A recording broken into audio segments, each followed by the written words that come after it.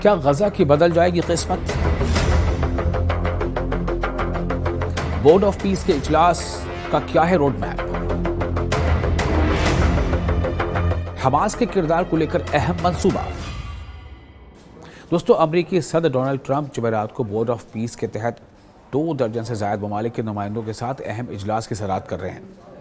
ظاہر ہے کہ اس پر دنیا کی نظر ٹکی ہے۔ بورڈ آف پیس کے اس اہم اجلاس میں جنگ سے تباہ حال غزہ کی تعمیر نو اور انٹرنیشنل اسٹیبلشمنٹ فورس یعنی ISF بین الاقوامی استحکام فورس کی تعمیر پر توجہ دی جائے گی۔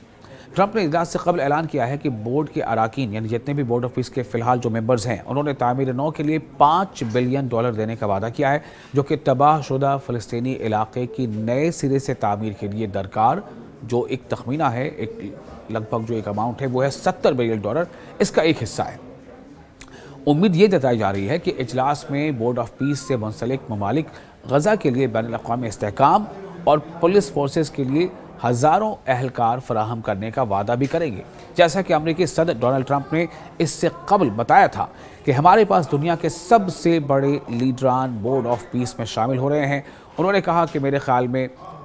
اس بورڈ کے پاس کسی بھی قسم کا سب سے زیادہ نتیجہ خیز بورڈ بننے کا موقع ہے۔ یہ بورڈ یعنی بورڈ آف پیس غزہ میں تنازع کے خاتمے کے لیے ٹرمپ کے 20 نکاتی امن منصوبے کے ایک حصے کے طور پر شروع کیا گیا تھا، لیکن اکتوبر کی جنگ بندی کے بعد سے بورڈ کے لیے ٹرمپ کا ویژن بدل گیا ہے اور وہ چاہتے ہیں کہ یہ بورڈ صرف غزہ تک ہی محدود نہ رہے بلکہ دنیا بھر میں جہاں بھی کشیدہ حالات ہوں وہاں امن کے لیے کام کرے۔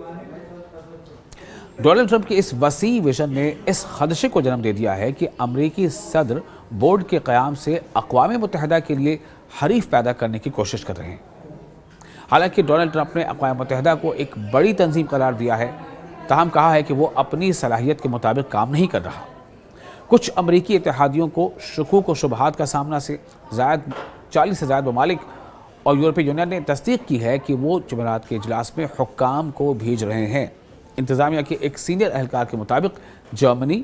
اٹلی، ناروے اور سوئٹزرلینڈ 1 درجن سے زائد یعنی ان سب کو ملا کر اس سے کچھ اور ایسے ملک ہیں جن میں 1 درجن سے زائد ممالک میں شامل ہیں جنہوں نے بورڈ میں شمولیت اختیار نہیں کی ہے، لیکن توقع ہے کہ وہ بطور مبصر